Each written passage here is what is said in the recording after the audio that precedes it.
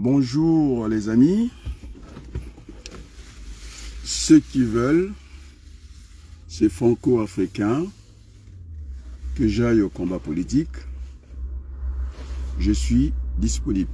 Sauf que, il faut la suppléante, je ne l'avais pas monocolore, parce que je défends des idées d'une Assemblée nationale représentative, c'est-à-dire toute cette diversité vivant dans ce pays. Et donc, je suis très mal avec quelqu'un qui me ressemble. J'ai montré la composition de ma famille en France. Tout le monde a vu que j'ai tout le monde.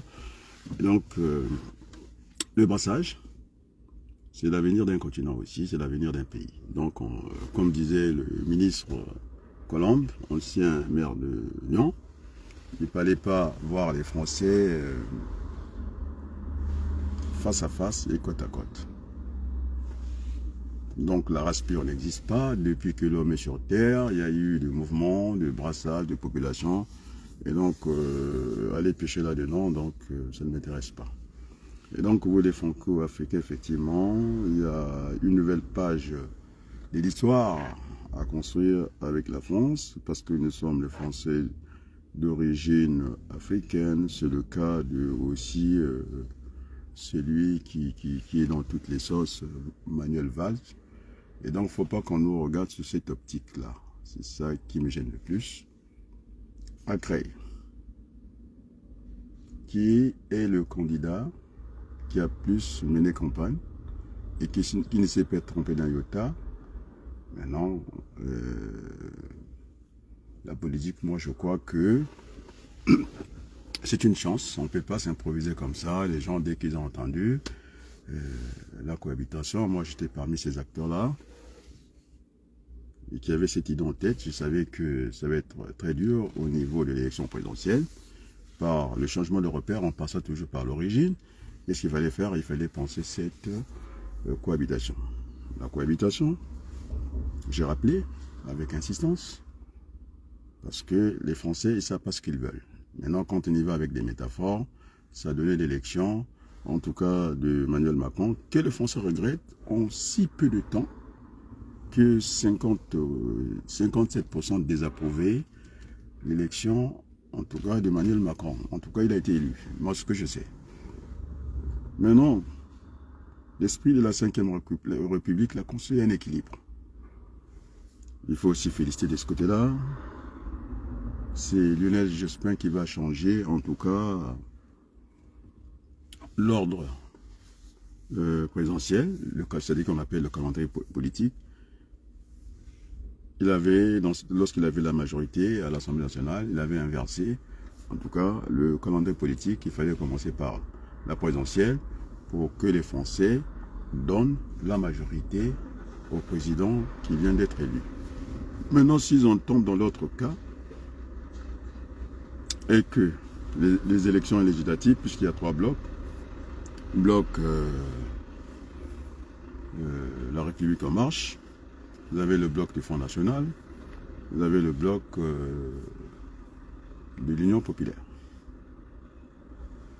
L'élection présidentielle, quand je parle en tout cas de l'électorat volatile, deuxième tour, on a bien vu une Marine Le Pen à peu près à 40% du corps électoral en France. Mais on parle de barrage, on parle de vote utile, et donc là, c'est ces électeurs-là qui ne sont pas très stables, et donc on ne peut pas trop faire des statistiques là-dessus. Au contraire, il faut entourer, on ne peut pas aller avec ces certitudes, j'allais dire, il faut entourer tout ça par la planification stratégique, c'est-à-dire la prospective. Il faut mettre les scénarios. Lorsque le discours va changer, ce sont des électeurs qui bougent à tout moment, c'est-à-dire instables par les vases communicants, et aussi les électeurs de Pécresse qui ont certainement migré vers Mélenchon, mais ce n'est pas la même élection, et donc nous devons faire attention avec ces discours-là. Donc je suis pionnier, je suis parmi les premiers. Pendant que Jean-Luc Mélenchon s'est battu pour la présidentielle, j'avais mis cette hypothèse-là. J'ai dit, pas de certitude en politique, tout est mouvement, tout est changement. Et donc, si on arrêtait Macron à la présidentielle, il fallait bien, par le changement de repère passant par l'origine, aller le contrer, hein, pour avoir cet équilibre. Mais les Français, moi je ne comprends pas les Français. C'est pourquoi j'aime pas des métaphores. Il faut passer par ce qu'on appelle le contraire de la métaphore, l'anaphore. C'est-à-dire, il faut répéter, répéter, répéter plusieurs fois. C'est comme un coup de marteau. Une fois ça rentre pas, un deuxième coup, un troisième coup.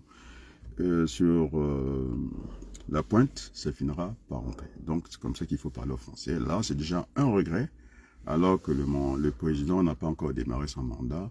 Et donc, ce n'est pas sérieux. Donc, c'est le cas, ce qui se passe à l'Ouest. Oui, moi, je vous écoute. Vous voulez que j'aille au combat. Les Africains, les Français d'origine africaine, que vous voulez que j'aille dans le combat. Mais moi, le combat, il me faut, je ne veux pas du monocolore, il me faut une suppléante pour aller dans le combat. Donc, je pense que celui qui a plus fait campagne, hein, c'est Adrien Balokou. Maintenant, je n'ai pas le moindre doute, puisque Bono, qui a à quelques kilomètres de Creil, a été élu, donc je n'ai pas de problème avec mon équation personnelle. Maintenant, la balle est dans votre camp. Au moment où je prends la parole, je pense que nous avons des liens, hein, les hommes politiques ont des liens. Ça doit faire un point rouge chez le maire de Creil, Jean-Claude Villemain, autant pour le député de Macron, La République En Marche. Et puis voilà. Donc nous sommes dans une bataille politique, c'est-à-dire que c'est mon contradicteur. Et moi, il ne veut pas faire le bilan, il ne veut pas faire les débats. Voilà ce que ça donne, les chiffons aujourd'hui politiques en France. Il doit présenter un bilan quand même, parce qu'il est le député sortant. Alors, tout ce que j'ai montré, un petit parc, ils ne sont pas dedans. Les élus, hein, je parle des élus, que ce soit du côté de Villemain, que ce soit du côté des maires, en tout cas, si on continue comme ça, Creil va demeurer un dortoir avec une médecine de pauvres où la référence pour faire venir des entreprises, c'est quand même notre hôpital. Moi, je fais un bilan du côté des Saint-Denis, je vous assure, la prise en charge, c'était celle que j'avais trouvée à Amiens. Et lorsque vous avez des gens qui quittent leur maison à 0 heure, il faut répéter ça tout le temps et que jusqu'à 8 heures du matin, ils ne sont pas pris en charge et puis ils repartent comme ça. On ne peut pas continuer comme ça. D'ailleurs, les pharmaciens vous le disent, hein. Si c'est un petit bobo, on peut s'amuser encore à aller à Creil. Dès que ça prend de proportions, je pense qu'on vous conseille d'aller ailleurs. Donc c'est une vérité, même pas de la palisse, c'est une vérité que tout le monde sait. Et comment faire? Moi, j'ai fait des propositions. Vous avez un député qui siège à la commission, je ne sais pas, culture. Il n'est même pas économique. Et quand on est pendant la pandémie, le monsieur, au lieu de respecter la distance sociale, il amène les gens à la cathédrale de Beauvais. Si c'est défaut, puisqu'il m'entend, il me suit. Et puis voilà. Donc, il n'y a pas de bilan. Nous avons une agriculture propre, puisque nous manquons des débouchés. C'est dans l'esprit, je pense, de Laurent Fabius. Il s'est ennuyé à un certain moment au Perchois, il a dit à Jospin, pendant qu'il y avait la gauche plurielle, qu'il était Premier ministre, il voulait occuper un poste ministériel, les affaires étrangères. Ok. Message reçu chez Jospin, on lui laisse les affaires étrangères. Il a dit, mais ça ne suffisait pas encore. Il fallait prendre les fonctionnaires du commerce extérieur de façon d'en faire des VRP. Et donc, tous les pays se comportent comme ça. Vous avez un député. Moi, si les Français m'accordent leur suffrage, l'hôpital est Creil, en priorité. On va être de VRP pour la région, faire la promotion de notre agriculture, c'est la plus pauvre de France. Aller discuter, parce qu'elle n'est pas encore morte, hein, en politique, je pense qu'on ne meurt pas comme ça. Madame Pécresse, au lieu de lui faire le chantage, il faut décongestionner Paris sur le plan démographique. Donc, si je prends ce que disait le maire, je le connais, il disait lorsque on est dans une ville, il n'y a pas de grue, la vie est morte. Donc, il nous faut un peu mettre du béton, en tout cas, dans Creil et ses environs, de façon de décongestionner Paris. C'est ça, ce type de contrat qu'il faut avoir avec Paris. Bon, alors, moi, je n'ai pas de problème. Je suis dans un mandat national. Mais l'Île-de-France et le Haut-de-France, ce n'est pas la France, ce n'est pas la Belgique. Donc, on peut discuter en bonne intelligence. Donc, ça sont des priorités. Et maintenant, on a vu M. Macron s'est cassé les bras au Mali. Il n'est plus crédible. il a suscité, comment on appelle ça, le sentiment anti-français. Parce qu'il est parti avec une politique d'affaires étrangères et des EN, à géométrie variable. Un coup, il est dans la dictature, un coup, il n'est pas dans la dictature, donc on ne comprend pas sa politique. Et c'est nous, qui sommes des Français d'origine africaine, qui avons, moi, mon discours est très attendu en Afrique. Donc, je n'aurai pas de problème pour nouer des liens consulaires qui lient l'Afrique et la France. Bon, maintenant, le député de Kaye va faire quoi? Il tourne en rond. Il n'a pas un bilan positif. Même là où il a le plus d'électeurs à créer, il n'a même pas un local. Donc, c'est un papillon. Hein, il végète à gauche, à droite, et puis voilà, après, venez faire le papa m'a dit, il veut nous répéter tout ce que Macron dit. Non. Je pense qu'il a un certain âge. Bon, j'ai vu ses débuts, hein, depuis que je l'ai critiqué. Il a voulu prendre un peu la parole sans micro. Qu'est-ce qu'il a dit? Il a dit tout et rien. Donc, monsieur est paumé. Hein, il faudrait qu'il reparte. Je pense que c'est un dirigeant d'entreprise, il faut qu'il parte là-bas. On ne peut pas, à foison, toute la vie, s'enculer au pouvoir et continuer à faire la politique. Le bilan n'est pas bon, il faut sortir, il est sortant. J'ai proposé, est-ce que ceux qui veulent ces apparatides, que ce soit des femmes, ces gens qui tournent en rang, qui empêchent quand même la candidature d'Adama Balokou. Alors, je ne vois pas la différence avec ces gens qui sont sectaires. Moi, je suis clair, je ne vais pas faire un binôme monocolore.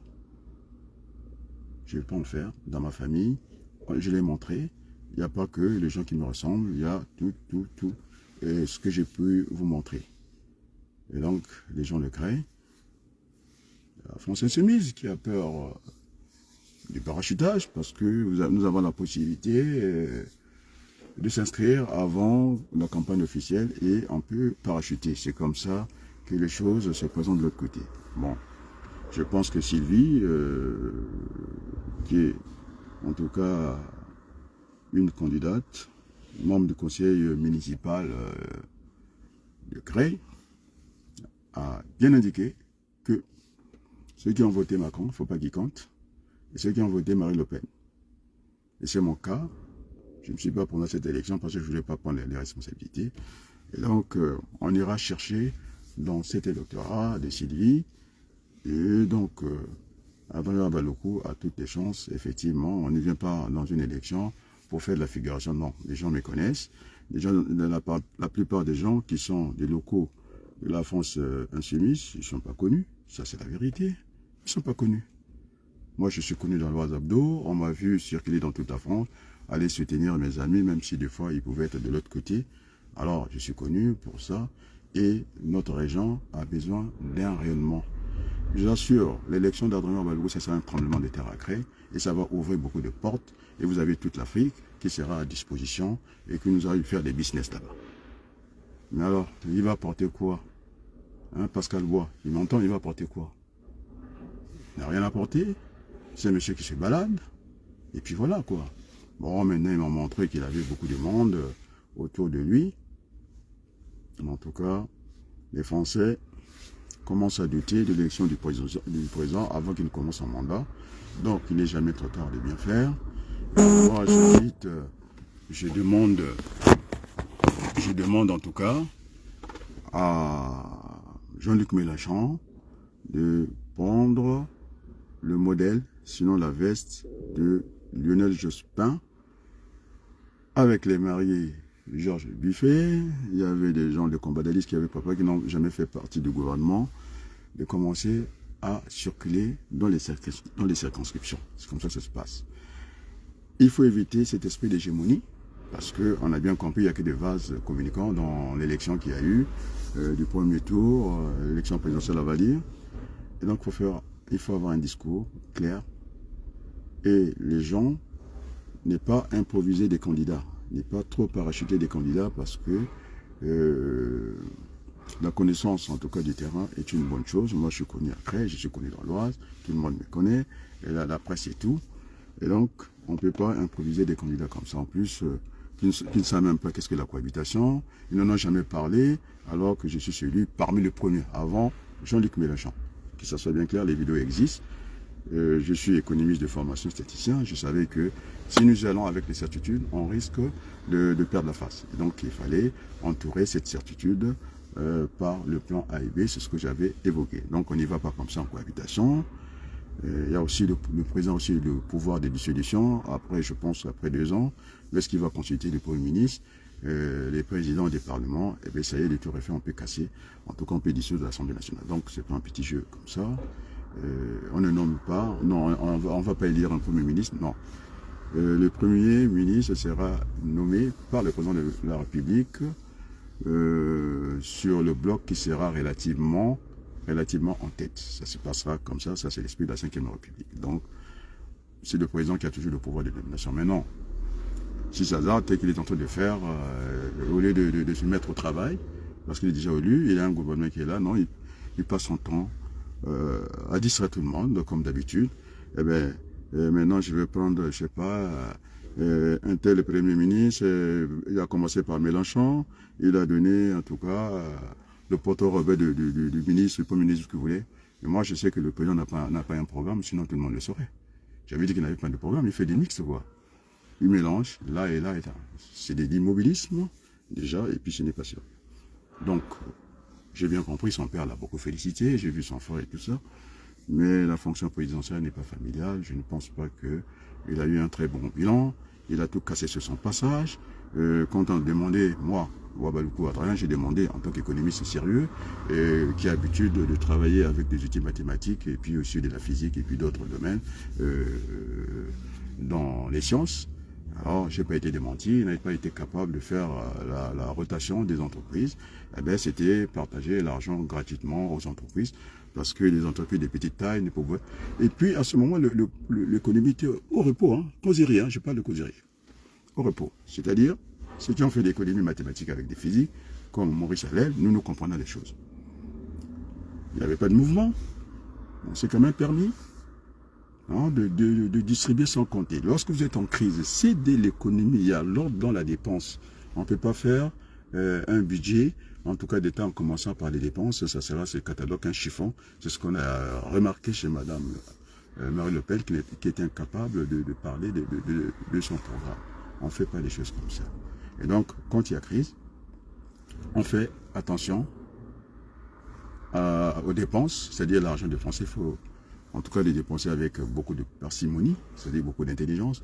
Et là, c'était la pagaille, je n'ai pas reconnu. Et puis, je ne suis pas étonné que son Premier ministre Castex va quitter le gouvernement. Et donc, ça sous-entend qu'il n'a pas bien travaillé. Là, c'est une casse, c'est un casseur. Ah, c'est un chef de guerre. On l'a vu derrière Poutine. Poutine, il dit, je vais aller voir Poutine. Ok, il est parti. Il n'a fait que ça, mentir aux Français. Et quand il arrive en URSS, je pense là que, vous l'avez vu, il était glacial. Ils ont été distants, chacun par la parole. Au lieu d'être du côté de la porte, il s'est mis de l'autre côté. Alors ça a donné un avantage. Je ne sais pas, bon, le protocole, je ne connais pas. Dès que Poutine a fini son discours, il a démarré. Je n'ai pas dit que le président était un chien. Non, on l'a vu derrière Poutine. Je n'ai pas dit ça. Hein. Et donc, je ne vois pas en quoi il est chef de guerre. Donc, ça me rappelle un peu, comment vous l'appelez, c'était le général Nivelle. La Première Guerre mondiale. Je suis dans le département de Hauts-de-France, du côté de l'Aisne. Ça, c'est l'histoire. Qu'est-ce qui s'est passé? Il a mené les jeunes Français et militaires de troupes au casse-pipe. Parce que il n'avait pas les moyens de combattre les Allemands qui étaient du côté de l'Aisne. Donc, ça a été vraiment le carnage. C'est un peu ça. D'ailleurs, quand je parle du général Nivelle, ça m'était réveillé par Jospin, à l'époque. Il avait parlé de ce général. Effectivement, je suis allé fouiller, effectivement. C'était un général 5 étoiles qui a fait n'importe quoi à cette période-là. Donc, il y a un peu ce général-là qui perd les combats partout. Quand je parle de Waterloo, je pense aux pêcheurs français qui ont demandé qu'ils voulaient protéger leurs outils de production. Non, prime à la casse, prime à la paresse. On a préféré casser l'outil, en tout cas, de production français, c'est-à-dire les bateaux des pêcheurs français. Donc là aussi, je ne vois pas en quoi il est chef de guerre. Il perd tous ses combats. Allez, le feuilleton avec l'Australie. Vous avez compris, non? Les sous-marins, je ne sais pas, nucléaire, je ne sais pas quoi. Moi, je ne suis pas un patagueur, j'aime pas trop. Enfin, là aussi, pendant les événements politiques en Australie, on a compris aussi qu'il a encore la main était encore coupée. Donc, je ne vois pas en quoi il est chef de guerre. Il a modifié pendant son mandat le fonctionnement de la 5e République. Alors, donc, Castex, qui ne se plaigne pas, lorsqu'on lui place un conseil de guerre, un conseil de sécurité, vous êtes sûr que les militaires, avec les civils, ils sont plus à l'aise pour nous produire de produits pharmaceutiques ou des vaccins. Et ça a été ça. On a mis au-dessus secret défense, comme ça on n'a pas de compte à rendre. Et en plus, il a dit que il pouvait nous emmerder, alors que c'est lui qui serait peut-être emmerdé. On ne sait pas comment ça va finir, cette élection présidentielle, la suite, hein, je voulais dire. Et donc, on ne peut pas continuer comme ça. Ah, Armand, Mankou, Bailly, regarde. Ah, en plus, j'ai un coucou. Allez, la balle est dans votre camp. Vous savez ce que j'ai pu endurer. Vous me demandez d'aller au combat, à la bataille politique. Et vous avez raison. L'Afrique a une nouvelle page à écrire. Pas avec Macron, parce que Macron l'a viré en Afrique. Sentiment anti-français. Wagner, la milice militaire soviétique est là, a fait buter l'armée française, mais nous voulons corriger ça. Parce que moi, je sais que les Africains sont francophiles. C'est-à-dire francophiles, ce sont les gens qui aiment la France. Et nous avons une longue histoire. Mais j'ai bien peur. Je demande au peuple de Cré de ne pas faire ce que, même si j'aime pas, j'ai aucune affection pour Hollande, il était du côté du Sénégal, là-bas, pour demander des excuses, parce que ces vaillants soldats qu'on appelait les tirailleurs sénégalais ou africains, parce qu'il n'y avait plus de Sénégalais, je vous assure, pour leur dû, quand ils ont réclamé, l'armée française a retourné l'arme a retenu l'arme pour, en tout cas, ce dû qui était demandé par le tirailleur sénégalais. Ça, si moi je suis jeune âge, je pense que ça vient de Hollande qui est allé s'excuser. Donc je demande au peuple de Cré, j'ai parlé de l'histoire de France, du général Nivelle, et je pense que nous n'avons pas à voir les Français face à face. C'est Colombe qui était ministre, en tout cas de Macron, pas très long. Il n'est pas resté longtemps au gouvernement, il est parti. Et après, c'est l'autre aussi qui a un petit souci, Hulot, qui est parti. Donc, chez Macron, il n'y a pas, je ne crois pas, à une fibre écologique, il n'y en a pas. Et alors qu'on voit ces montées des eaux qui font du mal à tout le monde, alors qu'on a bien vu le programme bien ficelé de Jean-Luc Mélenchon, mais sauf que moi, je demande au lieutenant de Jean-Luc Mélenchon d'être à peu près au niveau d'analyse de Jean-Luc Mélenchon. Parce que, à part Adrien, mon homonyme, qui fait un peu un boulot remarquable, eh bien, ils sont là. Ils attendent qu'on annonce quelque chose à les terminer. Ils prennent leurs chaussettes, leurs bottines, et je sais pas, les chaussures d'athlétisme, ils commencent à courir avant tout le monde. Ils ne maîtrisent rien. Parce que si ceux qui entourent Mélenchon, avec ces discours-là, d'élire un président, non, c'est trop facile. Ça va distraire les électeurs, c'est d'être sérieux. Mais ils sont supporters. Aucune analyse auprès du chef. Ça donne quoi? Ça va donner comme Poutine. Parce que Poutine marche sur tout le monde parce qu'il n'y a personne qui est en face de lui qui peut lui infléchir la décision. Donc l'Assemblée nationale, ça va être sérieux. On n'a pas besoin de Pascal là-bas. Lui, pour avoir même 2 minutes de parole, il attend. Alors, il ne sait pas animer les réseaux sociaux, mais si on bloque Adrien Valouko au niveau de l'hémicycle, je n'ai pas dit que j'étais un électeur libre. J'ai une discipline de parti. Mais de temps en temps, je viendrai vers mes mandants leur dire ma position qui est la mienne. Donc, les députés coincés comme ça me rappelle un peu le fils à Mitterrand. Et papa m'a dit, il ne fait que répéter le refrain. Et puis moi, je ne comprends pas les couplets. Il n'en connaît pas, il fait que le refrain. Macron a dit, mais il a cassé ce pays, il le sait très bien. Il a dépassé sans compter. Et Pécresse a eu raison, qu'il a cramé la caisse. Il a cramé partout dépassé, c'est un casseur. Il n'y a pas d'autre mot. Bon, enfin, c'est quand même étonnant. Je suis dans les anaphores. Je répète pour que ça rentre, parce que ça ne rentre pas. Quand on fait des métaphores, on a vu, ils sont contradictoires. Ils ne veulent pas de Macron, maintenant, non, ils ne voulaient pas de Macron. Et il nous a fait des vaccins ici, à gogo. Eh bien, il nous a écrasés. Il nous a mis dans des, comment on appelle ça, des masques et tout. Même quand on a levé les masques, les gens continuent à porter des masques. Vous voyez? Donc, ce n'est pas sérieux. Même pas encore. Je ne sais pas s'il est passé déjà au Conseil constitutionnel pour prêter serment. Les Français n'en veulent plus. Ils disent à 50%, on en veut à 57%. Vous vous rendez compte? Plus de la majorité. Donc, Ouabalougou Adrien a raison, cette élection n'est pas stable parce qu'il n'y a pas un discours politique en face. On refuse des débats, on ne fait pas des bilans, allez, on vient, on attend au dernier moment, après, pour mettre les gens devant un fait accompli. Je pense que ce n'est pas sérieux. Moi, je pense que je suis un électeur, non, électeur ici, je suis candidat, oui, j'ai cette possibilité-là. La balle, vous, les franco-africains que vous voulez que j'aille, vous savez, c'est que, non, je vais pas, maintenant il faut que je regarde devant, et ce n'est pas facile pour moi. J'ai des situations que j'ai affrontées, que je n'ai même pas envie de mettre à l'ordre du jour ici. Si vous voulez ma candidature dans cette séance politique, alors, faites des démarches pour que j'ai une... Oh là là, c'est qui ça? Pour que j'ai une suppléante non monocolore. Donc, ça nous donnera une chance, en tout cas. Moi, je pense que, tellement que j'ai vu l'engouement, la peur de ces électeurs de Creil, ils me renvoient comment après que je fasse mes interventions,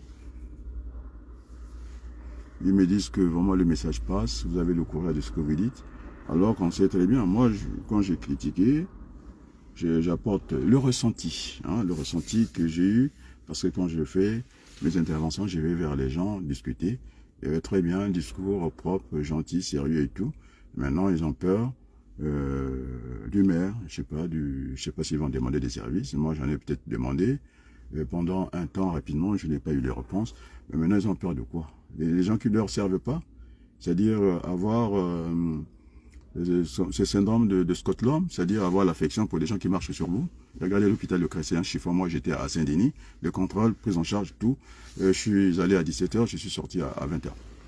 Voilà. Mais Cré, ce n'est pas le cas. Vous voulez continuer avec cette médecine des pauvres? Non. Vous voulez continuer avec les dortoirs? Non. Ils ne savent même pas faire un parquet, un parc. Vous voulez continuer avec eux? Mais le bilan est extravagant. Ça ne plaide pas à leur faveur. Alors, manifestez-vous. Moi, je n'ai pas voté Macron, je n'ai pas voté Marine Le Pen. Maintenant, mon électorat, je peux les tirer là, que ça parte de Madame Pécresse, parce que j'ai parlé des vases communicants. Elle a été vidée de son électorat. Elle n'a pas eu derrière elle. C'est vrai que cette élection était un peu farfelue. La personne qui était mieux placée, la presse nous fait des contretemps, des sondages bidons, qui n'ont pas lieu d'être d'ailleurs, que c'était quand même Bertrand qui était le favori dans cette élection. Mais lorsqu'on fait voter les chiens, les animaux domestiques, des chats et tout, alors ça enlève le caractère sérieux d'une élection. Et puis pourtant nous sommes en France. Et donc, je vois, c'est mon boss qui me dit, bon, je veux même plus qu'il vienne me voir. Hein.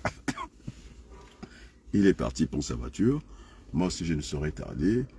Et la raison que je suis occupé, je suis dans ma voiture, donc je suis dans un espace privé, mais chez lui. Mais on ne le saura pas. Et donc, je vois qui, Armand Court, Bailly, regarde, je vous attends. Je vous attends. Moi, je pense que je suis disponible. Je pense qu'on peut gagner cette élection à Creil, parce que je suis connu. J'ai proposé, j'ai dit, en quelque sorte, tout haut ce que pensent les Crélois. Il n'y a rien. Adéquation entre les emplois proposés par Macron et ceux, les chômeurs, qu'il a malmenés, parce qu'il a dit pour être éligible, pour avoir des allocations, ils étaient à 4 mois, il a encore poussé, il a tiré jusqu'à 6 mois. Mais je ne comprends pas cette France-là. Et c'est le pouvoir d'achat, quand une personne, vous êtes en chômeur, les 4 mois, on vous dit que pour être éligible, il faut faire 6 mois de boulot. Vous croyez qu'il est avec vous? Et franchement. Et donc, je voulais faire cette conférence des entreprises dans l'Oise, c'est-à-dire pour trouver l'adéquation Parce que vous aurez les chômeurs, et vous aurez ces gens qui viennent offrir le travail. Et donc, on ne peut pas dire, on n'arrive pas à remplir, on n'arrive pas à avoir des gens pour occuper tel poste. Mais si vous ne les mettez pas ensemble, alors c'est un lieu privilégié qu'on peut faire des choses. Alors ça sont des petites choses. Eh bien, les élus locaux, les élus, en tout cas, de ma circonscription, ils n'ont rien fait. Il faut leur demander le bilan. Je ne critique pas le maire. J'ai dit que il a déjà la région, l'agglomération à gérer. Il est maire de je ne sais pas combien de temps. Attendez, si vous continuez avec un monsieur, tant pis pour vous. Hein, après, ne venez pas me dire, oui, c'est ce que vous dites. Ce que vous dites, c'est ce que tout le monde sait. Ne regardez pas, je dis, regardez au Bono. C'est à côté. Hein, cette Française d'origine gabonaise. Elle est élue à Paris. Et nous sommes à combien de distance de Paris? Vous voulez continuer? Lorsque vous dites, vous dénoncez, il y a quelque chose qui ne va pas. Alors, manifestez-vous, moi j'attends. Donc, je suis celui qui a plus fait la campagne dans le département. On m'a dit que j'étais un baryton. Eh ben, ça va peut-être fermer, tout le monde commence à partir. Sur ce, je vais vous dire un grand merci. Je voulais faire signe de vie parce que il y a d'inquiétudes qui planent de partout, que ce soit dans ma famille, que ce soit vous, les Français d'origine étrangère qui voulaient me voir aller au combat. Je suis disponible, le reste c'est à vous parce que je peux pas être partout. Quand on est partout, on n'est nulle part. Alors, qui regarde encore? Ah, Lucie, je vois qui c'est. Ouais, Lucie. Donc j'ai mes lunettes qui ne me permettent pas de bien dire les noms. Je pense que Lucie, je la connais. Maintenant, la balle est dans votre camp. Tout le monde vit de l'entreprise. Moi, je pense que je vais saurais tarder pour ne pas être bloqué ici. Je vous dis un grand merci. Je suis là, disponible. Le reste, c'est à vous. Je vous remercie et à très bientôt.